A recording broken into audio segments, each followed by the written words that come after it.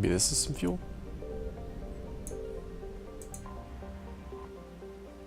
Phew! 400 units too, thanks. That's 50%. Shit, so there's something else here.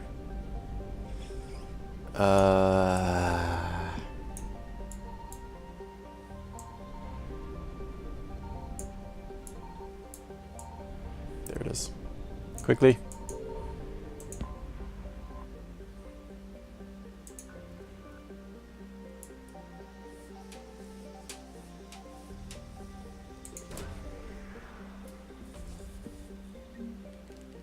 Hesperia period statue. Okay, good. That's one of the quest items.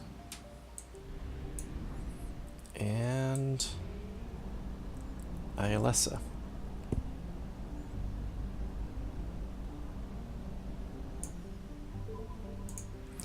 Yeah, so I feel like these bonus quests, like find random stuff, combined with the Reaper detection mechanic, really just kind of serve to drag the game out, and it's not that great, I don't think. I don't really care for it. I'd rather just explore a system, find everything in it, and get the hell out in one go, and not have to revisit it multiple times, you know?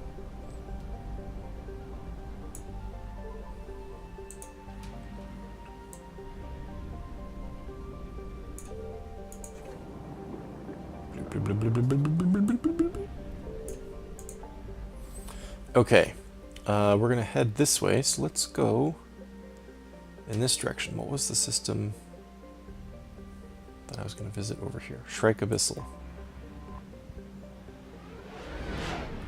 I'm pretty sure I've already been here, or I know that I've been there in a previous game.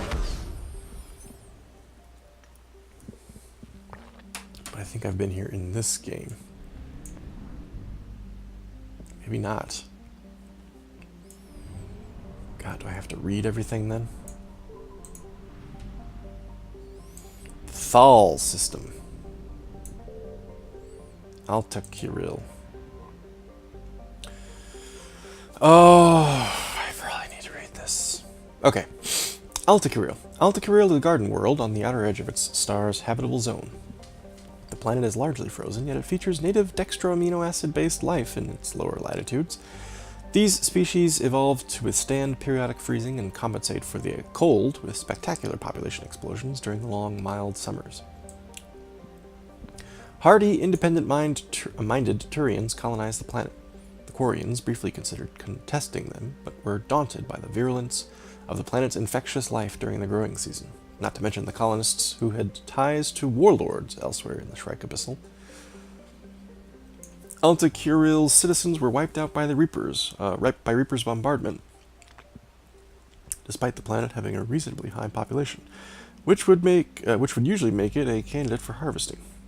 Allied intelligence suggests that the colonists kept anti-space defense weaponry in population centers, so the Reapers limited their risk by destroying the threat and moving on. I see. The old terrorist defense, huh? 13.5 million. No Reapers? Oh, good. Garen. Pretty color. Garen is the innermost planet of the Thal system, which is less than 2.56 million kilometers from its K-class parent star. Temperatures on the sunward side of this tidally locked planet... Oops, sorry, I hit my headphones when I went to scratch my head. Reach more than 2,800 degrees Celsius, boiling away earth and stone. These gases are then carried away by the wind from the hottest point to the zone where temperatures are cool enough for the gaseous mixture to recondense, leading to the unusual weather phenomenon of rains of rock. Sounds painful. Or awesome, if it's a really cool band. A rain of rock. Ow! I'm just imagining people at a concert on this planet and the band being like, "Are you guys ready for the rain of rock?" And they're like, "Yeah!" And it's like, "All right, bring it!" And then they're all like, "Ow, ow, fuck, ow! Shelter! Gotta get to shelter!" Garen remains largely unexploited by commercial interests, as the heat of the star tends to ward off all but well-funded collection ships like the so-called Inferno class that mine Ezo near energetic stars. Garen does not appear to have Ezo, and its other elements are not worth the setup cost. Easy enough. Sarait. Sarite? Sarite. A large terrestrial, Sarite's methane-rich atmosphere might be mistaken for that of a true hothouse planet. However, some terraforming corporations have targeted it for development since Sarite has already given rise to some cyanobacteria in the liquid water that can be found near its poles. There is some evidence that the planet has been fluctuating between methane-heavy and oxygen-heavy atmospheres for several million years, each cycle dependent on the nutrients in the ocean that led to bacterial growth or crashes. Star charts catalog several scientific stations studying Sarite, but all appear to have been destroyed by the Reapers. I found something. My God. Fuel! Thank God, Edie.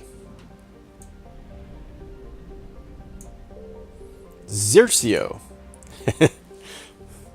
Here, meet my friend Xerxio. A hydrogen-helium gas giant, Xerxio's many moons were developed along with the colonization of Alta Kiril. It is believed that the majority of them were military in nature, a common theme among Turian colonies. Specifics are few. Alta Kiril's government kept its records classified, and the Reapers have systematically destroyed the installations here. Is there anything else? 50%. There must be something else. It's probably out here in the asteroid belt, I'm betting. I knew it. T-Rex? Ooh, Vorcha Labor Team. They're just hanging on an asteroid. T-Rex, one of the largest objects in Thal's asteroid belt, is a metallic asteroid with an iron-nickel core under a rocky olivine... olivine? I don't know what that means. Mantle. It is possibly a remnant protoplanet prevented from forming into anything bigger by gravitational disturbances from Xerxio. That was it. The Vorcha... not the Vorcha. Was it Vorcha? No. Volus. Volus research team. Kaisel.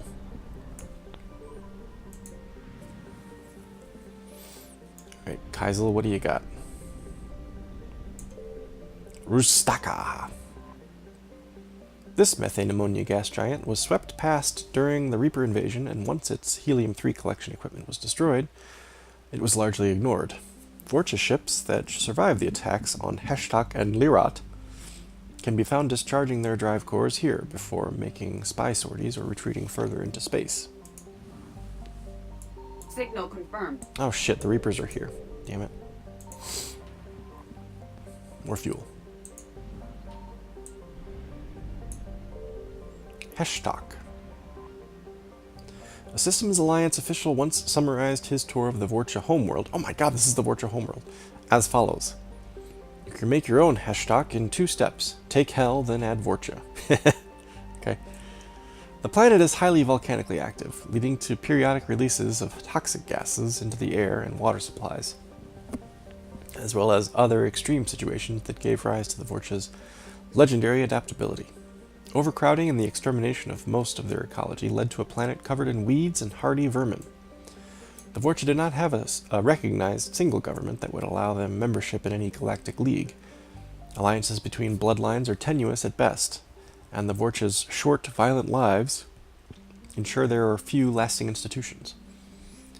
The Reaper invasion of Heshtak encountered little formal military resistance, but the harvesting process is slow. Destroying neighboring cities fails to intimidate Vorcha, who become submissive only if physically dominated in person. Okay. Cutting off their water supply simply makes them adapt their bodies to get moisture from food. Allied intelligence hypothesizes that Reaper forces are not harvesting yet, instead seeking to immobilize Heshtak's population and prevent them from joining the fight for the galaxy at large. Population lack of census data spreads estimates from 6 to 9.3 billion. Capital is Hatash, so that's disputed apparently. Okay.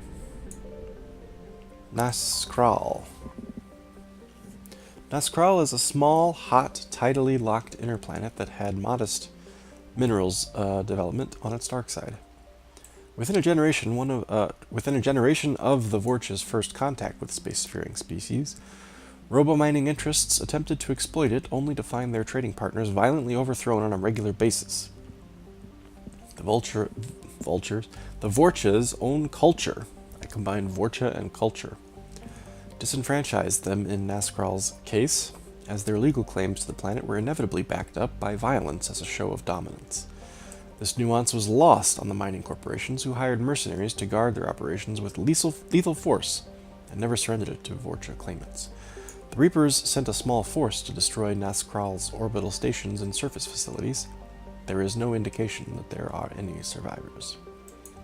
There will be no survivors.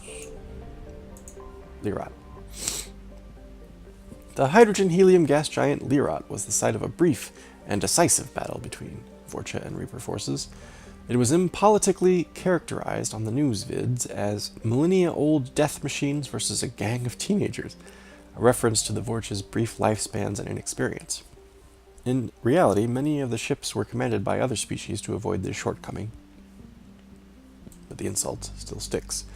The defenders outnumbered the Reapers, but their force was comprised of light ships, suitable to a militia, since never before had it been in anyone's best interest to allow Vorcha to build a dreadnought. Yeah, I should say so.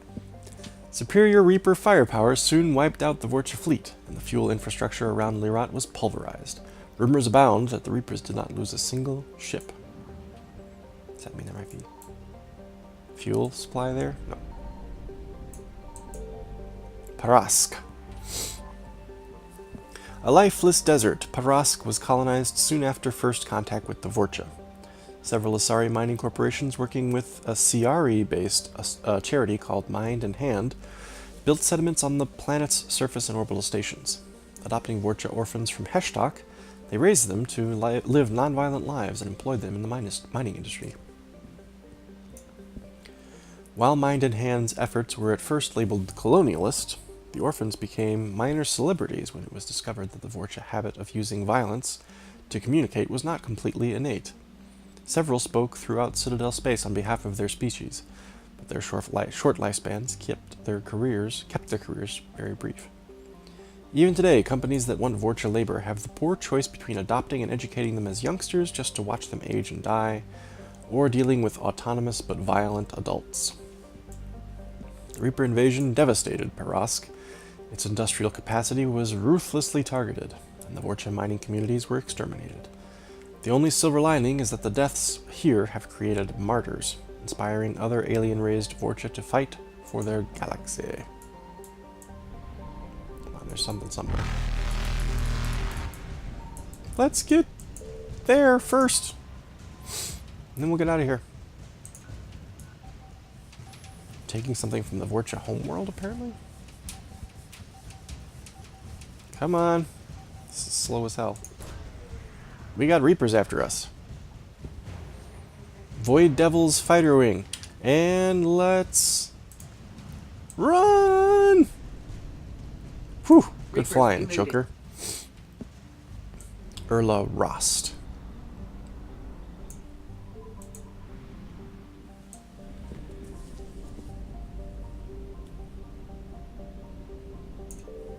Doz Atab. An ice giant, Doz Atab, Sky Warden, has a bluish tinge from its hydrogen-methane atmosphere. Its axial tilt causes its seasons to vary wildly in temperature. Great. Glad. I love it when they're short. Talisphia. Talisphia is a planet capable of supporting life, if that life happens to breathe ammonia. Discovered by Asari explorers, the planet was used as a bargaining chip by the Citadel Council, who quickly drafted a colonization agreement with its wealthy client race, the Volus. The Council would fund the Volus colonization effort in return for massive trade benefits. With uncharacteristic enthusiasm, an enormous Volus influx ensued, and the Council reaped the economic benefits for a dozen years before the colonization bubble burst. Reapers found Talisphia easy prey. The independent planet had a defense fleet only sufficient to handle small-scale actions. Its high population and industrial base, once a deterrent to war with other Terminus system worlds, has only served to attract a larger number of Reapers than usual. Ugh. I found something. Oh. Let's go back.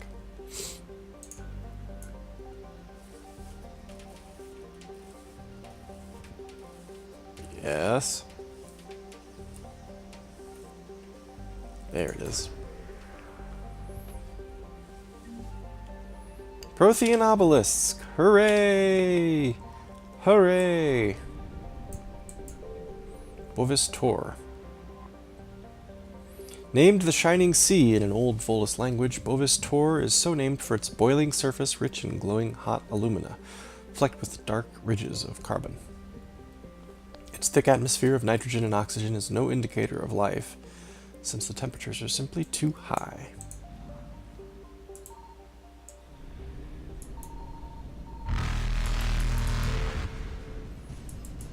Run! Okay, Faster than light well, we didn't jump find the other successful. thing. But you know what? I bet the other thing was just fuel anyway, so I don't really care that much.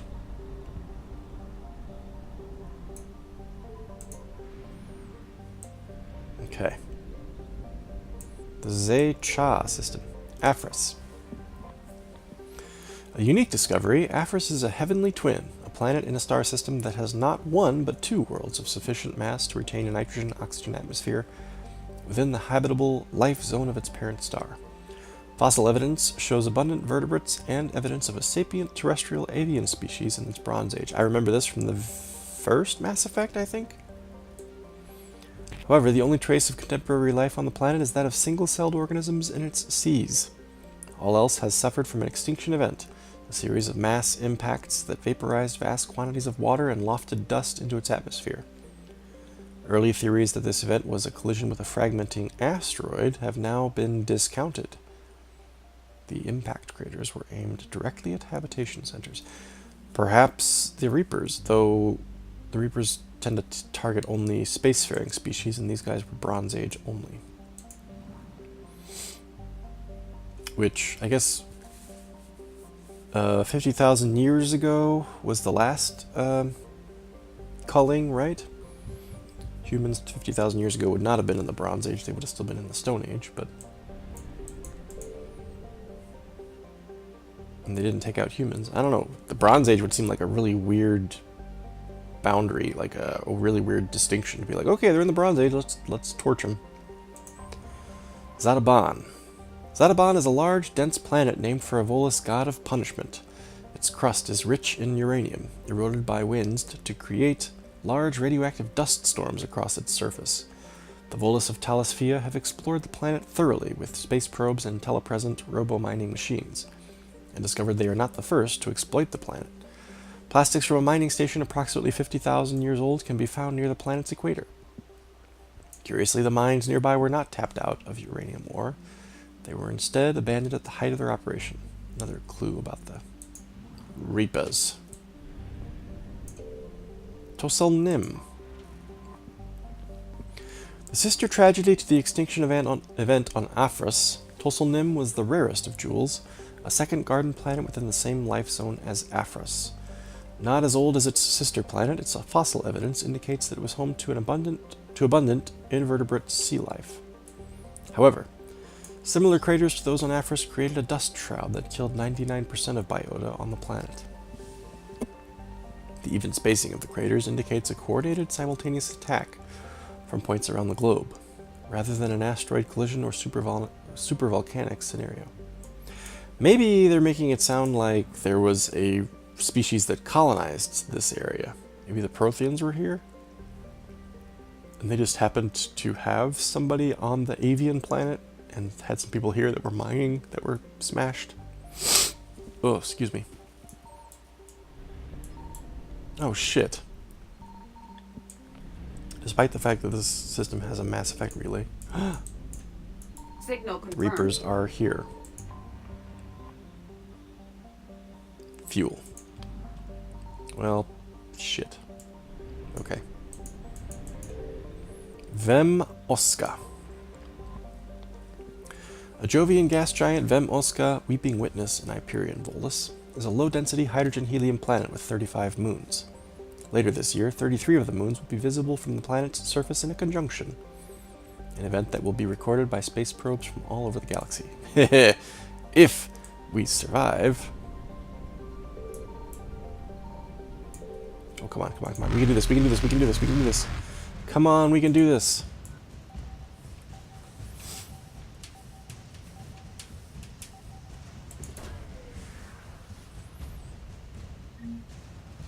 Credits. Okay, that wasn't really worth it. Alright, Joker, fly like the wind! Evasion successful. Phew! 87%. That's fine. I probably won't bother going back there. Oh.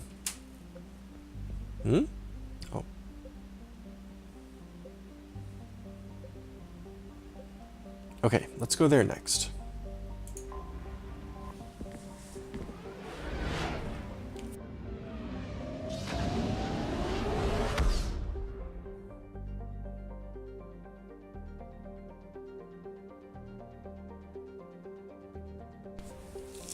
Sorry, everyone.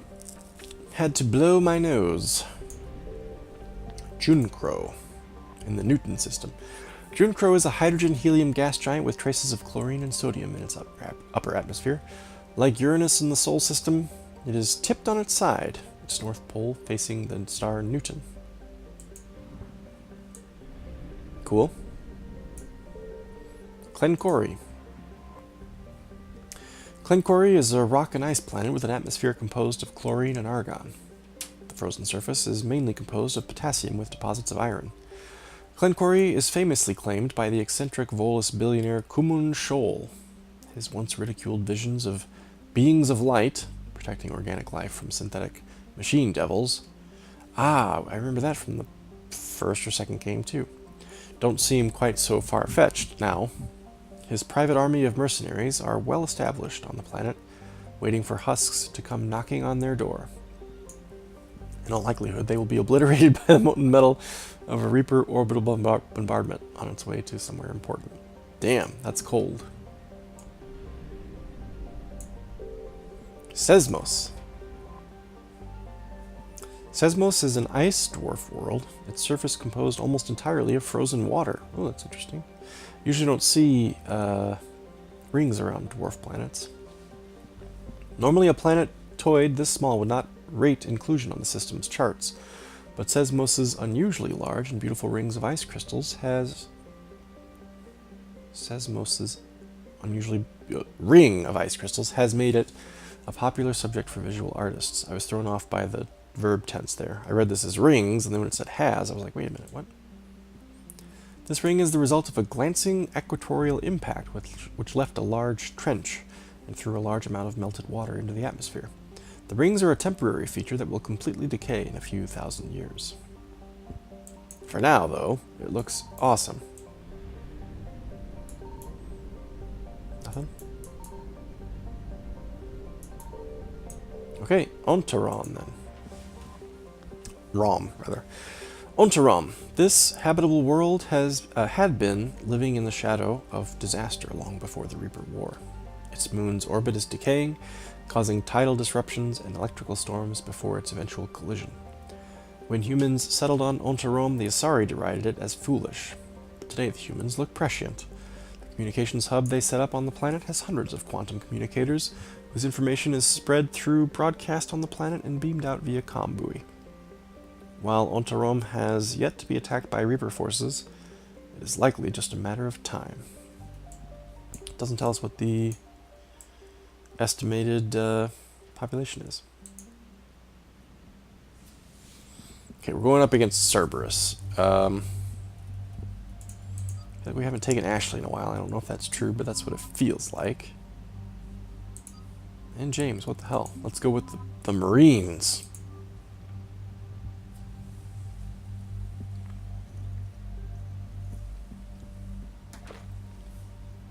Yeah, I think I'm good.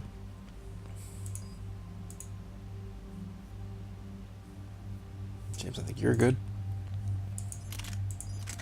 Ash, I think you're good. 2 points. 3 points. 7 points.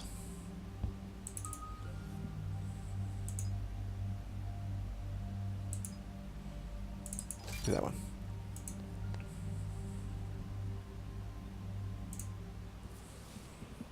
Okay. Commander Cerberus has taken one of our secret communication facilities. All campaigns in this theater depend on the information that dish array supplies. What do we know? We're getting intel from a tech who survived the attack. Grace Sato.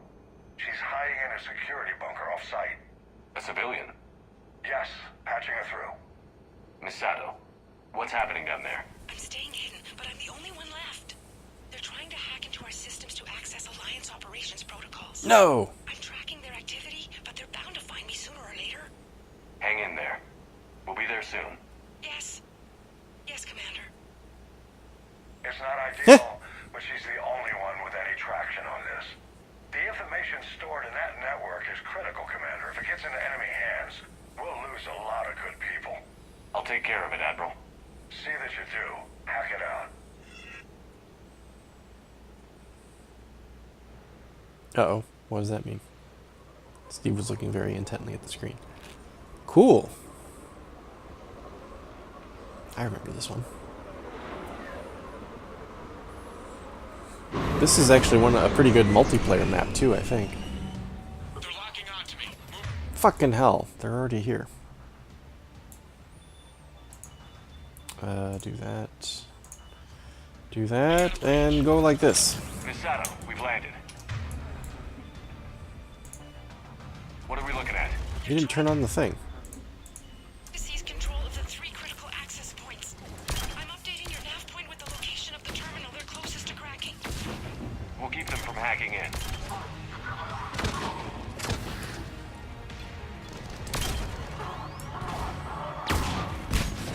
I got him through that little crevice. That was a weird move, Shep.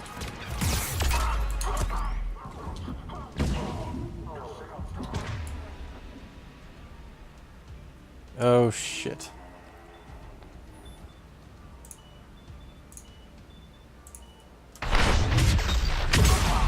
Nice. Okay, that saved us some trouble. Oop! Oop, oop, oop, oop, oop, oop.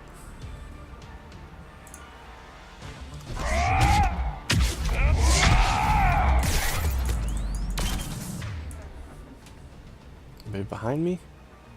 Somebody's behind me. I can't see him, though.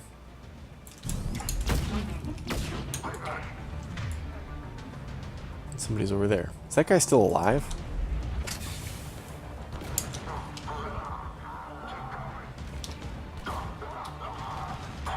Where the hell is everyone?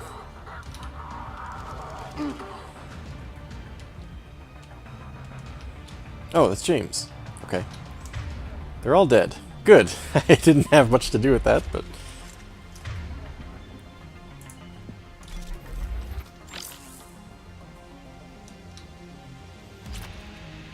Okay, let's get to the nav point. Rats, I should have used one first. Where is the nav point? Hang on. Probably up here.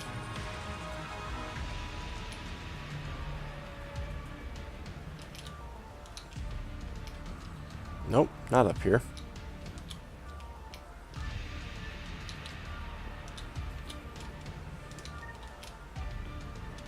It was right over here. I was right next to it earlier.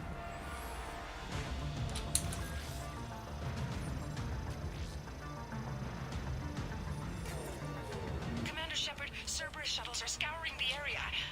I think they're looking for me. They're using comms to pinpoint Sato's location. Oh no. How do we... Oh no, she sounds like a Minnesotan. Oh no, they're coming after me, don't you know? Oh jeez, they're upstairs, they're downstairs. Oh no, oh that's no good. Oh dear. Light them up. Ooh, that was nasty. You're gonna burn to death.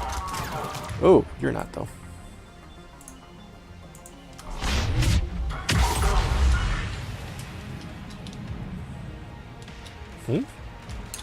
Thanks. Oh. What the hell? Charge his ass.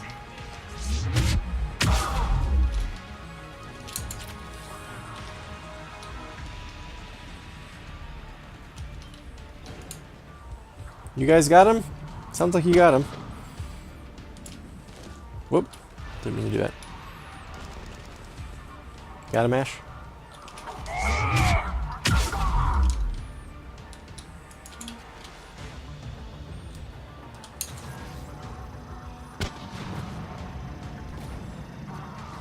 Hurry up, Shep.